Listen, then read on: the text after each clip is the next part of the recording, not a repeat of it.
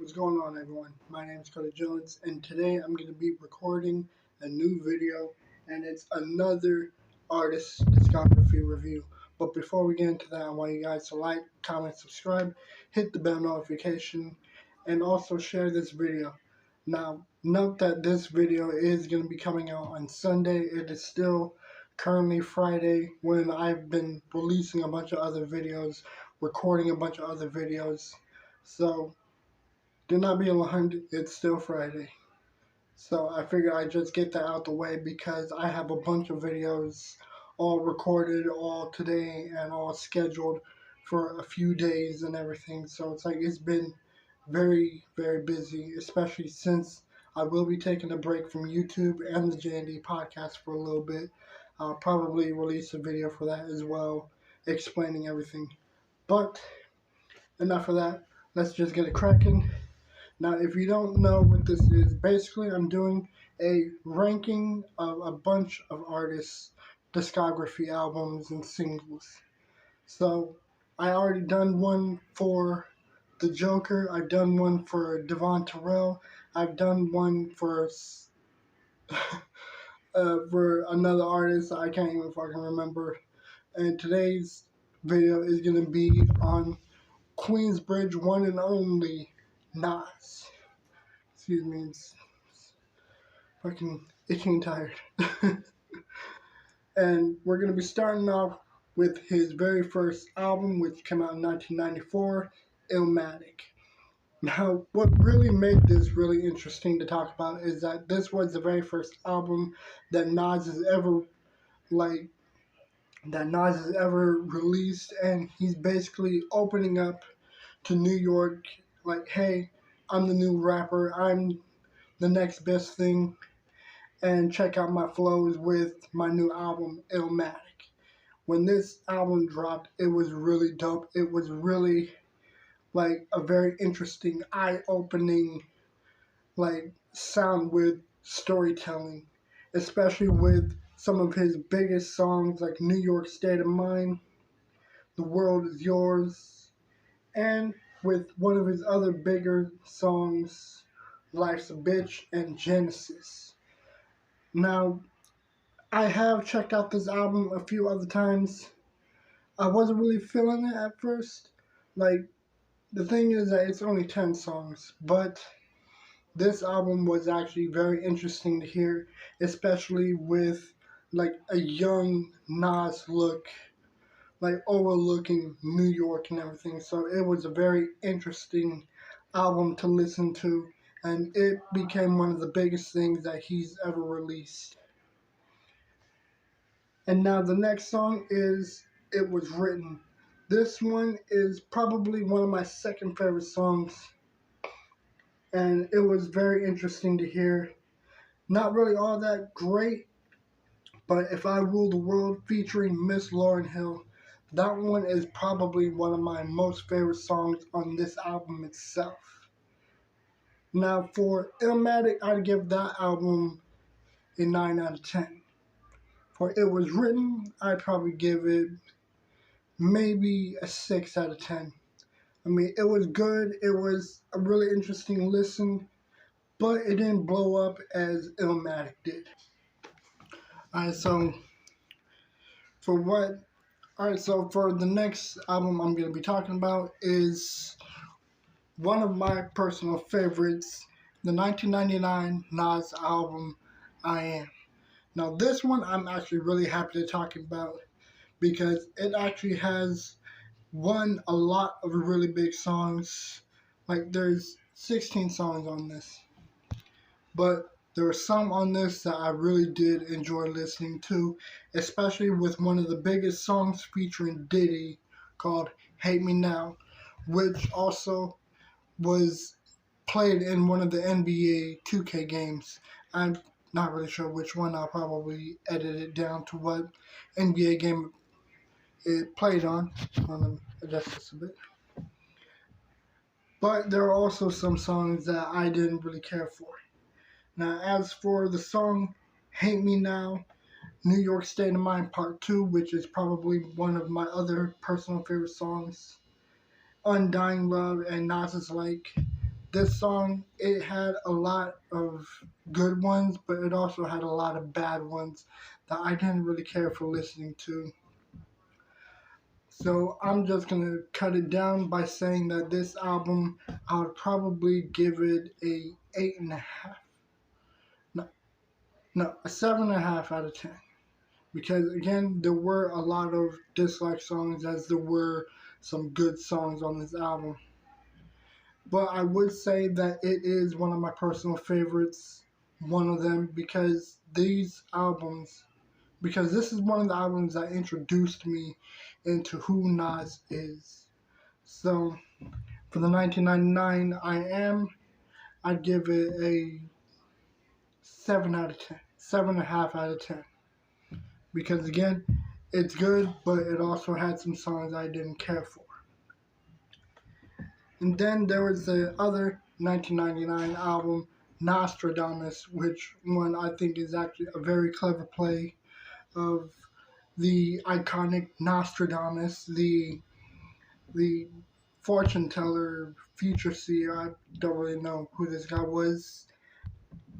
Like, I know who Nostradamus is. He's a very well-known name for like foreseeing the future and writing them down, but not really being detailed. Like, a lot of his predictions were very, like, very, like, I guess I would describe his predictions to be very unclear and vague. But the way that a lot of them were described were like very iconic, especially with the way that he. So basically, Nostradamus was very well known for his predictions, but in a way they were clear. But other than that, like a lot of his predictions, like some of them were very like not so very detailed, like with the World War II and Hitler and 9/11, the JFK killings. Like a lot of them were very unclear, but clear enough for some people to like piece together. So for starters, this album was actually very interesting, and it really had a very clever play on words with the album title, especially with the first song being "The Prediction." But on the other hand, I wasn't really feeling a lot of the songs on this album. There were probably like maybe 3 or 4 songs that I did like, especially with Project Windows featuring Ron Isley from the Isley Brothers, Nashawn, Millennium Thug, Mobb Deep, The Bravehearts, and Genuine. Those are probably some of the only songs that I did like on this album. So I would give this album a 5 out of 10. Because again, it was good, but it wasn't really all that great. Now, as for one of the biggest songs and my first favorite, #1 favorite album, it would be the 2001 Stillmatic. This one was the shit when I heard it. I had this shit on repeat. I even like made a freaking burned a copy of this album, and I've added so many songs on this. Like practically added the whole entire album and burned it onto a disc because that is how much I actually really liked it. This album, I would give it a 9 out of 10 because there were so many like legendary songs like Ether, the Jay-Z diss, Got Yourself a Gun, You're the Man, Rewind, One Mic, Destroy, Rebuild, The Flyest, Rule, What Goes Around Comes Around, in Every Ghetto. Like, this album was one of the best albums that I've heard when I was discovering Nas and listening to his music. So this album definitely deserves a 9 out of 10. One of the best albums that he's released.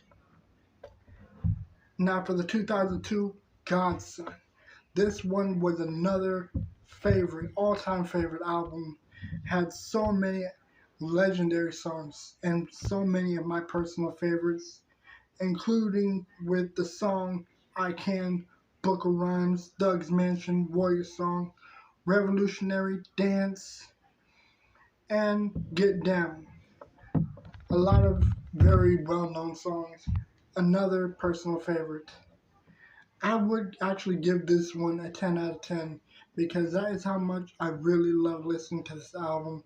And this is another disc that I actually burned and copied because of how much I loved it. It was one of the best songs, one of the best albums, especially with one of the best songs on this I Can. I mean, the way it was done, it was masterfully, like, just humongous. Very, like, iconic. Now, it's not as huge as Illmatic or Stillmatic, but this is one of the dopest albums that I've heard when I discovered Nas. So I guess that these would be one of my like top three favorites. Now, as for Street Disciple, I would probably like. I guess I would give this album a 6 out of 10 as well because I wasn't really feeling a lot of them. But there was one song that I enjoyed listening to over and over, despite the fact that it has 25 songs. But now the song Bridging the Gap, this one was one of my favorites, and it really got me started on this album. Like when I first heard it, this was the first song that I heard off it. But when I heard it, I wasn't really all that satisfied with this album. So you know what? Maybe I'm gonna give this album a 5 out of 10 because, as I said, it wasn't really all that big. It wasn't really all that great as some of his other albums. Now, as for the 2007 Hip Hop is Dead, another personal favorite song would probably be Hip Hop is Dead, Black Republican, Hustlers, and Money Over Bullshit. This album was actually very interesting to hear, especially with the title itself. I would probably give Hip Hop is Dead a 7.5 because it was huge, but it wasn't that huge. Not compared to the 2008 album Nas. This one is one of my top three favorites. Top four. No, top three. This one was very huge, especially with so many of the biggest names on this. You Can't Stop Us Now, Hero, Untitled, and Black President. This 2008 album was a very big deal because I was discovering so many other artists in 2008.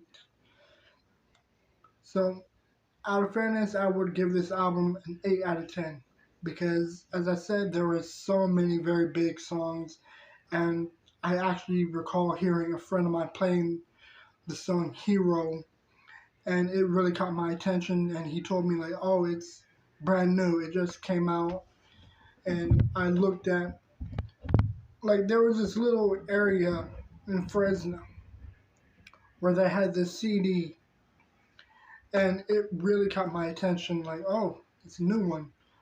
Okay, cool. And so I heard his brother's copy of this, and I liked it.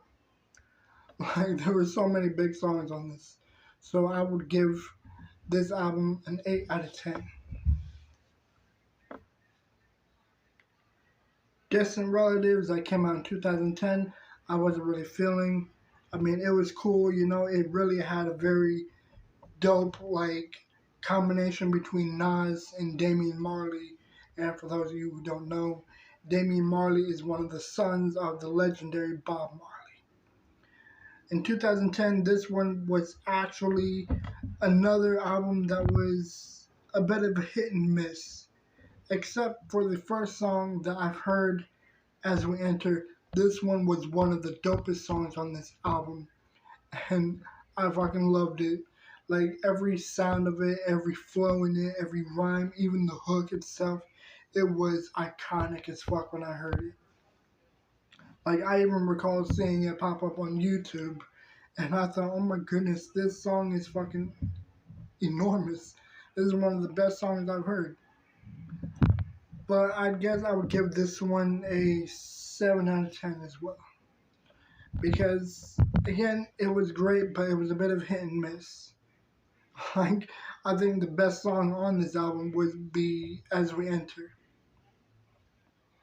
As for the album Life is Good, which came out in 2012, the same year as Kendrick Lamar's Good Kid, Mad City, when this album came out, I wasn't really digging so many of Nas's albums because I felt that some of his new releases were just like a hit and miss for me. Like none of them were as good as his older stuff. Not as good as Stillmatic, not as good as I Am or Illmatic. But this one, I guess Life is Good was pretty decent. I'm giving this a 6.5. I mean, because again, it was great, but it wasn't the greatest album that came out.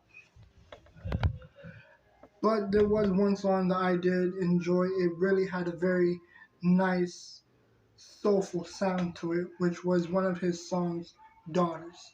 This one was good. I actually enjoyed listening to it. After that, Nas completely stopped and he was completely out of hip hop for a bit until he came back with another iconic song, another iconic album, the 2018 album Nasir. This one it was dope. I liked it. I liked hearing it, especially with the song Everything and Adam and Eve. Those were probably two of the biggest songs and most liked songs on this album that I enjoyed. Despite the fact that it's only 7 songs in this album. I'm gonna give this one I guess I'd give this a 8 out of 10. Because there were some songs I wasn't really feeling all that much. But there were a lot of them that I did like, especially since Kanye West had a lot of really good features on it and a lot of production work on this album, especially with Cop Shot the Kid, Bonjour, Everything, and Adam and Eve. I mean, there was a lot of good songs on this that I actually did enjoy listening to. As for the Lost Tapes 2, I'm just going to skip this one because I wasn't really digging it all that much to a point to where I'm not even going to rate this album. I mean, that's probably very unfair on my behalf, but that's how much I wasn't really digging it. I was not liking the Lost Tapes 2 album. I mean, I do love the way it looks. I mean, it really has a like cassette tape look, but at the same time it's chipping away like a piece of concrete. So this one, I don't know, I just wasn't really feeling it, you know. I mean, it seems a bit unfair. Now, as for the King's Disease album, I'm probably already going to mention this in the King's Disease 3 review in a little bit, but it wasn't really all that good. I wasn't really feeling it all that much. So, I mean, it was probably huge for everyone else, but I was not liking King's Disease. I really felt like this album was a very big hit and miss to a point to where I'm going to give this album a 4 out of 10. I mean, that's how much I really didn't like it. But for the next King's Disease, this one is a 10 out of 10. So many dopeness, so many features. This one was enormous, especially with one of its biggest songs and biggest features starring Eminem.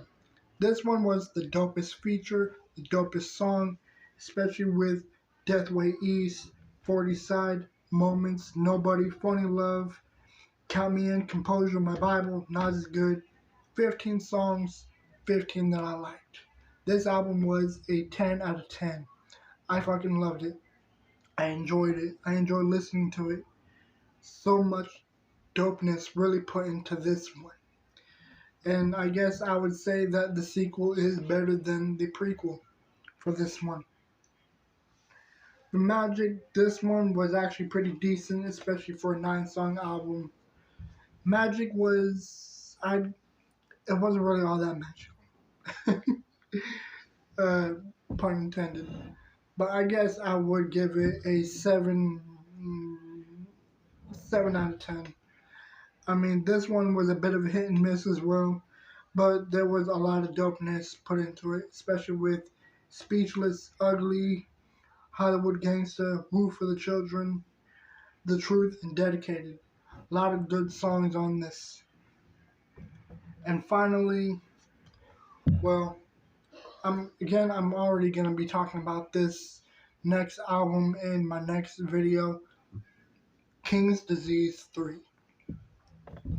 But if you're not interested in hearing what I think of this album in the next one, well, I guess you're going to have to find out what I think of King's Disease 3, because I haven't even heard it yet. But I think that about does it for this artist review. A lot of dopeness, a lot of iconic storytelling with Nas's music. This guy is, without a doubt, one of the biggest New York rappers of this decade, of this time. I'm not going to say that he's bigger than Biggie. I'm not going to say that he's bigger than Mobb Deep or Jay-Z, despite the fact that I'm not really all that fond with Jay-Z's music. I mean, there are some songs I did like, but there are so many albums that I just wasn't really feeling, to be honest. So I'm probably not even going to bother do a review of Jay-Z's music, because there were so many I was not really feeling. I think there was only one album that I liked beginning to end, and that would be Watch the Throne featuring Kanye. That album is probably the best album that's ever came out on Jay-Z's discography. But anyways, guys, I hope you like what I think. And again, this video is probably going to be very late because I have a lot to do. But I do hope you guys enjoy this video. And again, I'm going to be taking a break from YouTube for a bit after this. I'm probably going to have more recordings set up for the week, maybe. And again, I'm not going to have a podcast episode this Sunday or for the next Sunday, because again, I'm also not really feeling all that great. I'm a little bit sick, kind of. But I do hope that you guys enjoy this video. And if you guys like, I have a bunch more videos that you can check out. Also, little announcement, I have a gaming channel in the works, so I'll have a link set up in the description down below. Anyways, I hope you like this video. I hope to hear your guys' thoughts on what I think of these albums. Tell me what your favorite Nas album is. And I'll see you in the next video. I'm out. Peace.